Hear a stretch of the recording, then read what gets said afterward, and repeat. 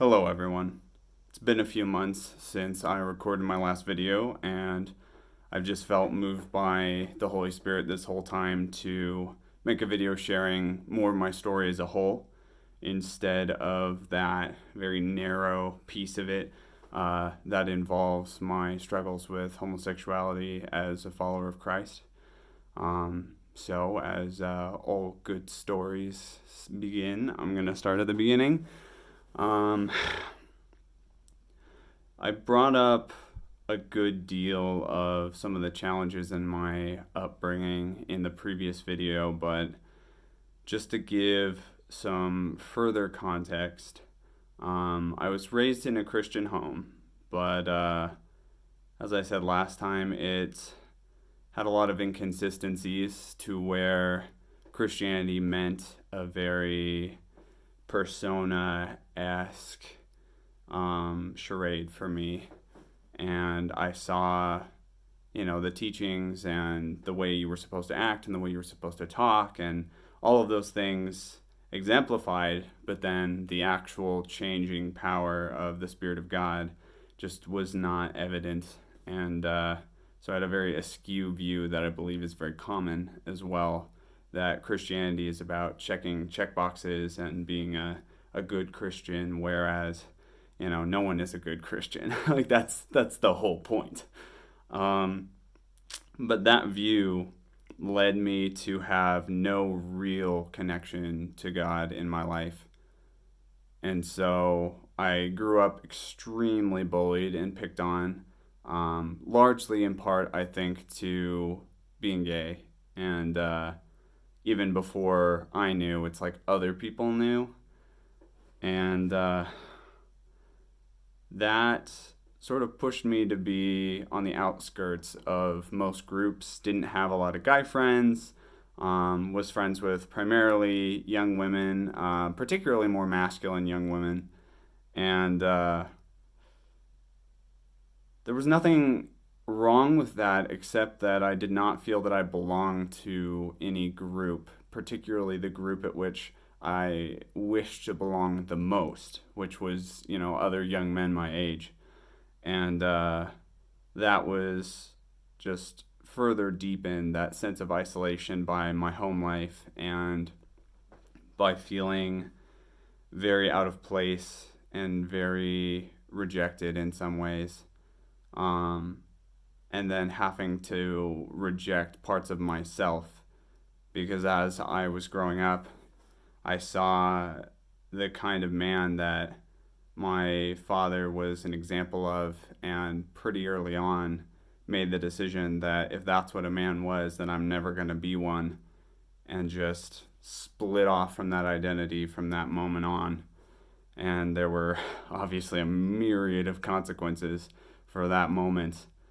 I won't make this into a deep expose of anyone involved in my past or any of the terrible things that happened, but I want to give an accurate account of some of those things. So one of which was, again, the aforementioned disconnect with my father, and he left when I was 10, right when I was entering middle school, and so it was a very confusing time. And then I hit puberty and discovered that I had same-sex attraction, so it was even more confusing.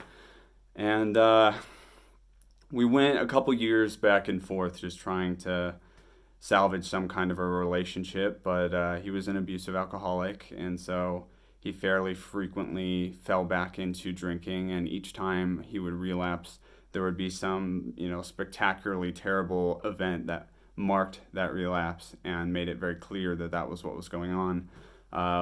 One of which being when I was like 11 or 12, he had planned his own death for that weekend, and I just happened to be visiting instead. The plans changed, and everything seemed normal until he got super duper drunk. And as I look back, ironically, we both separated while we were watching a movie to take a break, and I went to go look at porn and he went to go drink. So it was it was just a bad situation all around. But when he came back, he started having these delusions based on the movie we were watching at the time, which was Inception. And it started getting pretty scary. And he started freaking out and screaming and grabbed onto me and wouldn't let go. So I had to take a knife and jab him in the wrist with it to get him to let go. And then I ran upstairs and I grabbed a knife from the kitchen and then hid. And he found me pretty easily, which honestly, with no lights on and the fact that he was like, super drunk was kind of impressive in hindsight. Um, and he wrestled the knife out of my hands and then walked away to go to the kitchen. And I thought he was going to put the knife back, and instead he reached into the drawer and grabbed a larger knife. And so at that point, I flew over the couch and locked myself in the bathroom, got in the tub, and called my mom at 5 in the morning to come pick me up. And it was an ugly situation. We would talk about it years later, and in the drunken fuel delusion, he actually thought that he was holding the knife up to his own throat and threatening to kill himself, when it's actually the other way around. But that had a pretty profound influence on me because I felt like I couldn't trust anyone, and I became extremely violent and defensive because I was, in essence, in defense mode from a very, very early age. And then unfortunately, after he left, there was a just unbelievable amount of pressure on my mother at the time, and she had her own brokenness and illness and things to combat, and it broke her apart. And she held on for so long, and she did so much for us, but in the end, when my parents were married, there were children, and then those children had children and tried to raise them better than they had been raised. And admittedly, hearing the stories from how my parents were raised, they did a lot better, but it was still pretty bad. And so the one person I felt like I could trust for the longest time after that was my mother, because my dad was, violent and inconsistent. And I don't want to misrepresent the idea of violence. That was maybe the one time ever that I was actually afraid he was going to kill me. So, not saying that ever happened any other time. But then my mother was very emotionally inconsistent. So she would have periods of all that stress and pain and difficulty, welling up and having no coping mechanisms and no way to deal through it. And then just, and being, very attached to her emotionally. My identity was attached to hers. And so every time that would happen, it would, feel like everything in my world just blowing apart. And then, everything would go back to normal. And then it would happen again. And so I felt as though there was no safety for me at all. And my relationship with God was, it was a facade in all truth. I talked the talk, and I told people about Christ, and I discipled people and did all the things you're supposed to do, read through the Bible 3 times, cover to cover. And in the end, it meant nothing at all, and it was all for show. And I realized that around the time where my suicidal depression became so severe that by 8th grade, I had tried to kill myself 5-ish times. And that was actually my real come to Jesus moment, where I realized that I didn't have a real relationship with God. I was still withholding my porn addiction. I was still withholding my homosexuality. I was not surrendered to him in any way. I was just checking off check boxes and trying to get by. And that hollow, empty relationship gave me nothing. And the result was very nearly my death, many times. Um, and in the end, I heard audibly a voice say, "Your next suicide attempt will succeed, or you'll give to me the things you're withholding." And at the time, I understood that to mean, the things I just mentioned that I was keeping from our relationship or lack thereof at the time. And then everything changed, honestly. Like, there were still plenty more struggles to come, as many of you know, but at that point, 3 years of suicidal depression disappeared overnight upon making the decision to hand my life over completely to Christ. And I entered high school with a new perspective of wanting to teach other people and reach other people with the joy and the truth I found. And, granted, I was still dealing with unwanted same sex attractions that I didn't know what to do with. Like, I understood at that point that that wasn't my identity and that wasn't who God made me to be, because it caused me such immense pain and self-hatred that, I wanted to die a lot of times over.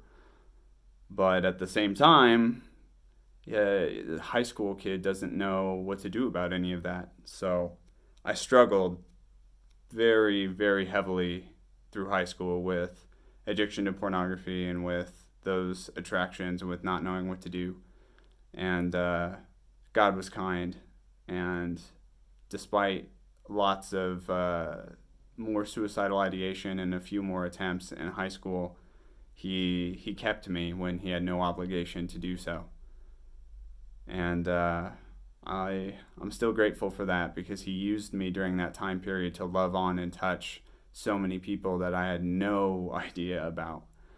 And that was around the time when shit really hit the fan.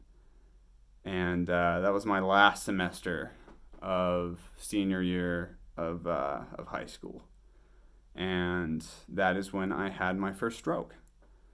So I won't go into the whole story because there's a lot more here, but if you're still with me, had my first stroke, thought it was a migraine, even though I was right-sided paralyzed, couldn't read, couldn't speak. I kept trying to play it off to my cousin that I was fine until I slumped in the car and started talking like this because half my tongue was paralyzed.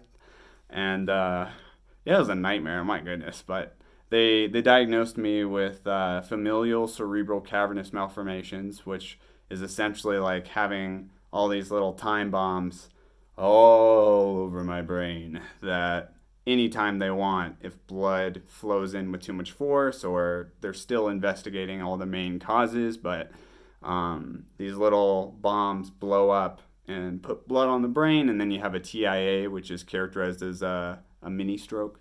And I would keep having those, a lot of those.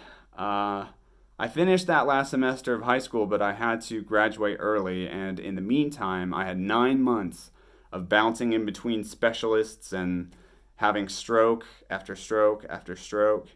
And finally, we graduated me early from high school, so I go to the Mayo Clinic to get brain surgery. I got a right craniotomy. Scar goes from about here to right there.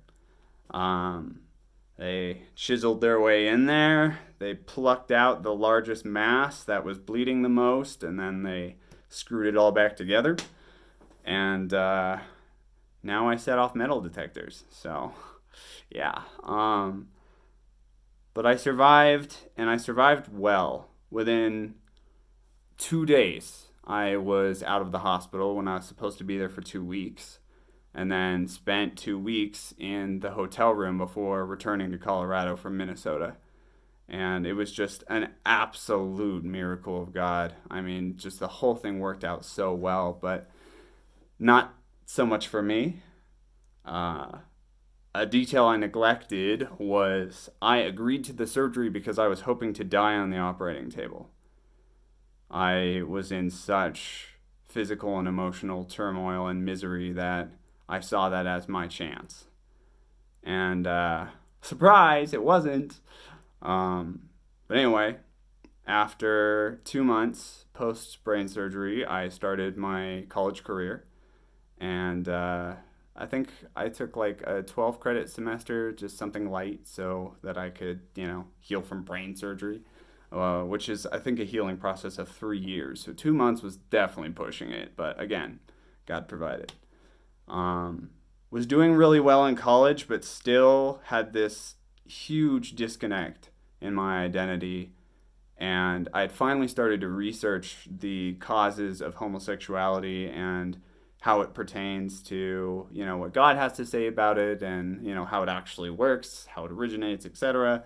My other video explains all of that, so I would implore you to go over. I know it's a long video, but it's packed with good information, and I hope that you can like and share and put it out there so more people know these things. But I just, I was still dealing very heavily with identity issues and with suicidality. I had a couple suicide attempts in college, and each and every time it was supernaturally thwarted in just amazing ways. Maybe I'll make a video about that someday, but God is incredibly intent on keeping me alive. And we didn't know this until recently, but at the time, post brain surgery, while I was pushing myself really hard in the gym and being a dumbass, I was almost dying every single day I went to the gym, which was every morning at like 6 or 7. Ultimately, I would start blacking out, and so I'd close my eyes and just keep a rep in it. And I was so desperate to have some semblance of masculinity through my physical appearance when on the inside there was nothing there. And, or at least, not that I knew of at the time, that I put my life at risk over and over and over and over. I had tons of injuries during that time. I had several major surgeries because of those injuries. I mean, just the huge well of stubbornness that has both kept me alive and severely limited me is ridiculous. But I pushed myself almost to death over and over, and every time I'd almost black out, what I didn't know is my heart was nearly stopping. We didn't figure that until recently, and I'll get to that. But by the way, if you're still with me in this video, thank you, because I realize it's a long story, but believe me, this is a very small amount of it. So my heart would almost stop over and over and over and over, and I just kept pushing because I was so petulant and I was so unaccepting of my new limitations, and I was so unaccepting of the weakness and difficulty that had been placed in my life as the result of these diseases, when all I ever wanted to be like other men and to be, strong, and to be like my neighbor who abused me, who, basically taught me that strength and musculature and all of that was the mark of a man, and without those things you were nothing. Like, I scratched and I clawed for identity, and I did not find it.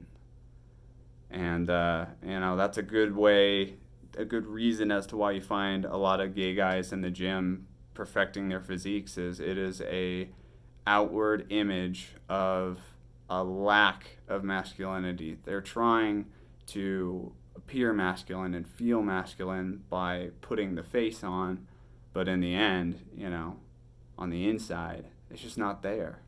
And that's why I pushed so hard in order to obtain it, because having no identity is something we were never meant to endure. And if you look around today, it's an extreme epidemic, worse than COVID ever could be, which is now a pandemic, but you get my point. And one day, someone from the Navigators Ministry came out and invited me to one of their meetings. I had actually just fallen into gay pornography, and I was feeling very ashamed, and I walked out to the middle of campus, came back with my lunch, and I heard Christian music playing, like live. And so I went out, and they were out there on Turner Green having an outside worship session and a sermon, and I sat on the fence, probably 100 feet away, just not getting involved with anyone, but still, there to soak it up, because I knew what I needed. And they came and they invited me and they welcomed me, and I became a part of their fold from that point on. I didn't start feeling like I belonged until 3 years later. But by that point, our next big event happened, which was the next disease. So it was at that point that I began to feel some really intense pain in my left shoulder, and it was so searing that I thought I dislocated it. And eventually that was spread all the way down the ulnar nerve path of my left arm, and become so severe that my arm would just clench up against my side and shake, and was in such unbelievable pain that not only could I not use it, but I could not sleep and I could barely function. And that was a 17 credit semester with an internship and a research study. So it was the busiest semester of my college career, and I was barely functional. So I would, take a couple hydrocodone or Percocet and try to go to sleep for a couple hours, wake up over and over and over, just writhing in pain. Go to class, come back, crash, take a Percocet, try to nap a little bit, go to my next classes, rinse and repeat day in and day out. And we went to all kinds of different doctors looking for, dislocations, looking for breaks, looking for anything. And eventually the pain would spread to my low back, which, is now my everyday. And diagnosis after diagnosis, it just wasn't going anywhere until finally a doctor, without telling me, just said, well, this isn't really our specialty, so you need to find a neurologist. And upon reading my results, they said I had chronic inflammatory demyelinating polyneuropathy, which is like telling you have cancer, but not what kind, because it's essentially all your nerves are dying and we don't know why. Have fun. So I went to a neurologist, and he tested me for CIDP and for a disease called CMT. He said I was negative for CMT. We began treatment for CIDP, which is infusion therapy, which is a lot like chemo. And it went horrible. I had all the absolute worst side effects you could possibly have, including aseptic meningitis, which is a form of meningitis that is non-viral. So your brain swells and it feels like your head's about to pop in half, but unlike viral meningitis, there's no cure, so you just have to wait it out. And then, after that happened, the doctor who diagnosed me said we should double the dose of the meds that did that. So we did. And conveniently, he went on vacation while this was happening, but essentially the meds backfired and accelerated my disease process. And I lost the use of my legs, and my liver was swollen, and it was awful. And he came back a week and a half later and was like, oh, I heard your liver's swollen. And I'm like, I can't freaking walk. But anyway, so they got me in for 10 days of plasmapheresis, which they stick a port in your neck for a direct line to your heart. And then they pump out all your blood, clean the plasma out, put new plasma in, and then pump it back in. Ultimately, that took enough of the drug out of my system that I regained at least most of my legs. I can't feel them almost, entirely. It's a miracle that I can walk, much less do everything I do. But in the end, it was revealed that CMT, the thing he told me I did not have, was what I had.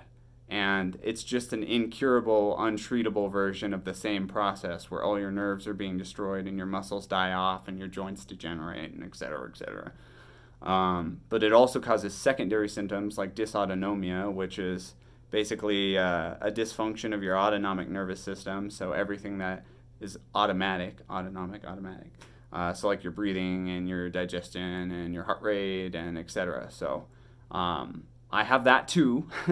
So I have central and obstructive sleep apnea. I have a bunch of digestive issues. I had to have heart surgery recently, as well as I have other heart issues that aren't surgically fixable at the moment. So basically all of this compounded up once, and I had to drop out of college with one semester left. And something about senior semesters, man, it just does not go well for me. But so I survived, but I was bedridden for 8 or 9 months. And the new diagnosis also came with a spinal leak. So they had to do a lumbar puncture in order to properly diagnose me. But what they didn't realize is the puncture left an open wound in my spinal cord, which was leaking massive amounts of fluid, and for almost a month, actually. And at that point, you start experiencing symptoms akin to your brain getting sucked through your neck. Essentially, your brain floats in cerebral spinal fluid, and so as that drains out, your brain gets compacted in the base of your skull a little bit. So you get spinal headaches and seizures and all kinds of fun stuff. So I had to drive myself to the hospital with a massive spinal leak at midnight, and that's its own story. But got patched up, took a couple weeks to get back to normal. But at the end, during those 9 months, my mom just could not handle the pressure of me falling apart and, having to work 2 jobs and just everything that was going on in our lives at the time. And so she cracked and she kicked me out. And the next day, I was actually evangelizing with some friends at the mall, Southwest in Colorado. And on the way back, I got in a huge car accident. And like a week later, I had to move down to Texas to my aunt and uncle's property in Canyon Lake because that was the only place I could go. So during all of this, I had a lot of rises and falls in my relationship with the Lord.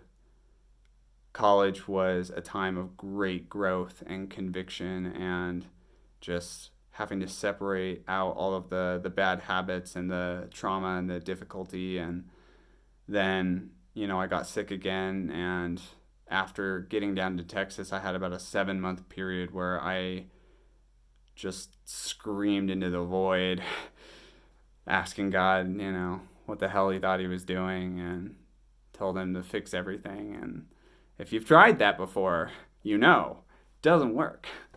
But then finally, after that time, I was able to humble myself enough and realize that all the things I had been so arrogant about, my intellect and my strength, and like all of that was gone. Between the brain damage from strokes and sleep apnea and 16 years of not sleeping, there was a fairly significant amount of cognitive degradation, and I'm nowhere near where I was. And obviously my body was falling apart. So it was at that point I realized, none of this is for me. My life, my experiences, the trials that I'm undergoing, the point of my life is to be more like Christ and to make his example known throughout the earth and to show people the love, the joy, the peace, the patience, the kindness, the gentleness, the self-control that are available to you in relationship with Christ. And he saved me from death, hundreds of times. Between all the times my heart nearly stopped and all the strokes, and I've had 14 surgeries at this point in the last 8 years of being sick. And a couple times my life was in danger because of someone trying to murk me. And it's just a testament to how much he cares and how intricately involved he is with every aspect of my life. And it just made me realize, all of these experiences, being suicidal, being gay, being abused from every corner, being, just dealing with all these things has created me into a person that I never could have been otherwise. Imagine if I had stayed healthy and would have had the broken identity of being same-sex attracted and putting all of my worth in my physicality. Imagine if I had grown incredibly strong and beautiful and arrogant, and I would have destroyed so many people and myself and never had the opportunity to learn the truth and to speak the truth and, to cry out to a lost generation who is embracing this brokenness and these ideas. And I would not trade a single moment. I wouldn't trade a single day of suffering just to make it easier on myself, because time is short and there's so much pain and brokenness. I mean, while I was in Texas over the last couple of years, God has had me going out and evangelizing to people all over the state and just loving on people and meeting people and, caring for sick people and homeless people and, disenfranchised kids at parks who gather around because their parents are so terrible and abusive that the only way they can get away from it is to seek refuge together. And I mean, there's just such intense brokenness and lack of identity and lack of peace and lack of truth. It's no wonder everything's falling apart around us. And while truth is heavily opposed, because truth cannot go unacted upon, truth cannot be passive. It requires change. It requires conviction and growth and forward momentum. It also requires that it be shared.